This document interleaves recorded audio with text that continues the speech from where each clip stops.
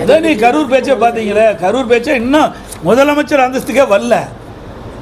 அவர் நாலாங்கட்ட பேச்சாளர் கூட தான் பேசிட்டு இருக்காரு, பஞ்சு டைலாக் பேசிட்டு இருக்காரு. ஆக்கப்பூர்வமான கருத்துக்களை பேசணும். உங்கள் எம்எல்ஏக்களை நீங்களே தக்க வச்சிக்க முடியலங்கிற மாதிரி. தக்க வைக்கிறது இல்லைங்க, தக்க வைக்கிறதுங்கிறதா தவறானது. ஒரு கட்சியில் வெற்றி பெற்ற பிறகு இது வரைக்கும் தமிழக வரலாறு இப்படிப்பட்ட நிலைமை இல்லை. இதுதான் முதல் நடக்குது. ஏன் இன்னும் சொல்ல போனால் நிறைய ஓப்பனாக பேச முடியாது. இன்றைக்கு அது சொல்லக்கூடாது, அதை நம்ம பிறகு சொல்லலாம். சில விஷயங்களை சொல்ல முடியும், சில விஷயங்களை சொல்ல முடியாது. என்ன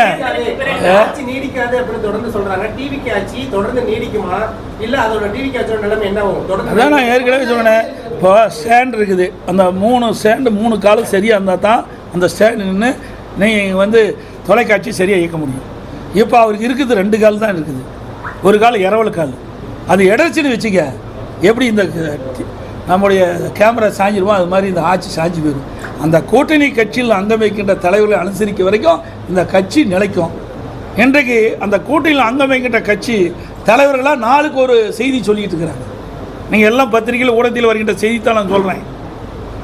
தினந்தோறும் ஒரு செய்தி சொல்லிகிட்டே இருக்கிறாங்க. ஒரு கட்சி தலைவர் என்னங்கிறாரு, நாங்கள் மேதுக்கு ஆளுநர் ஆட்சி வரக்கூடாது என்பதற்காக ஆதரவு கொடுக்குறோம், ஆனால் திமுக கூட்டணியில் அங்கம் வைக்கங்கிறார். அடுத்த நாள் வேறு மாதிரி ஒரு கருத்து சொல்கிறார். இப்படி முரண்பட்ட கருத்து சொல்லுகின்ற கட்சியை நம்பித்தான் இவர் ஆட்சி செஞ்சுட்டு இருக்காரு. இவர் பெரும்பான்மையோட ஆட்சி போயிடல, அவர் 108 இடத்துல ஜெயிச்சிருக்கார். மீதியெல்லாம் மற்ற கட்சி வெற்றி பெற்று அதிலிருந்து சட்டமன்ற உறுப்பினர் இரவல் வாங்கி தான் ஒரு ஆட்சி நடத்துகிறார். தேர்தலுக்கு முந்தைய என்ன சொன்னார், திராவிட கட்சியினுடைய சரியில்லை, 2 திராவிட கட்சியும் சரியில்லை.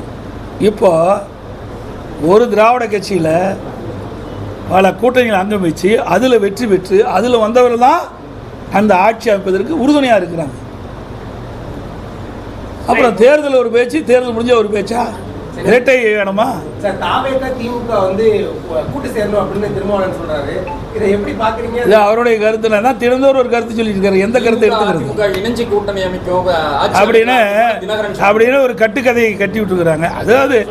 அதாவது எங்களை பொறுத்த வரைக்கும் அனைத்து இந்திய அண்ணா திராவிட முன்னேற்ற கழகத்தை பொறுத்த வரைக்கும் நாங்கள் சொல்கின்ற கருத்து தான் எங்களுடைய கருத்து. மற்றவருடைய கருத்தெல்லாம் இணைக்கக்கூடாது.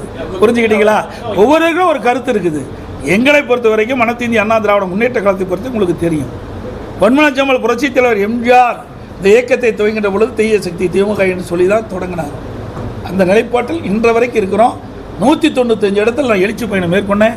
அப்போவும் திராவிட முன்னேற்ற கழகத்தில் செய்த தவறுகளை தான் சுட்டி காட்டினேன். 5 ஆண்டு காலம் பிரதான எதிர்க்கட்சி தலைவராக இருந்தேன். அப்பொழுது சட்டமன்றத்தில் பேசுகின்ற பொழுதும் அந்த கருத்தின் அடிப்படையில் தான் திராவிட முன்னேற்ற கழகம் செய்த தவறுகள் அதை சுட்டி காட்டி தான் நாங்கள் பேசினோம். இன்றைக்கும் அந்த நிலை தான். நிர்வாகிகள் வெளியேறிட்டே இருக்காங்க சார், பல்வேறு குற்றச்சாட்டு சொல்றாங்க. தொடர்ந்து நிர்வாகிகள் வெளியேற காரணம் என்ன சார்? அதிமுக ஏங்க வெளியேற காரணம் வேணா அவங்களுக்கு தான் கேட்கணும். இதான் இங்கே இருக்கிறாங்க, எல்லா வெளியே இங்கே இருக்கிறோம், எல்லா கருத்தும் இருக்குது. அண்ணா திமுகவை பொறுத்த வரைக்கும் அவர்கள் மாதிரி குறுகிய வட்டத்தில் இல்லை. இன்றைக்கு ஏற்கனவே அம்மா இருக்கின்ற பொழுது அமைப்பு நீதியாக 9 பேர் தான் நியமிச்சிருந்தாங்க. இன்றைய கால சூழ்நிலைக்கு தகுந்தவாறு ஒவ்வொரு அமைப்புக்கும் 30லிருந்து 40 பேர் அமைச்சிருக்கிறோம். 30லிருந்து 40 பேர் பொறுப்பாளராக இருக்கிறாங்க. அதில் 1-2 வெளியே இருக்கின்ற பொழுது பத்திரிகையிலையும் ஊடகத்திலையும் நாள்தோறும் வெளியேறான செய்தி வெளியிட்டால் நாங்கள் என்ன செய்வது?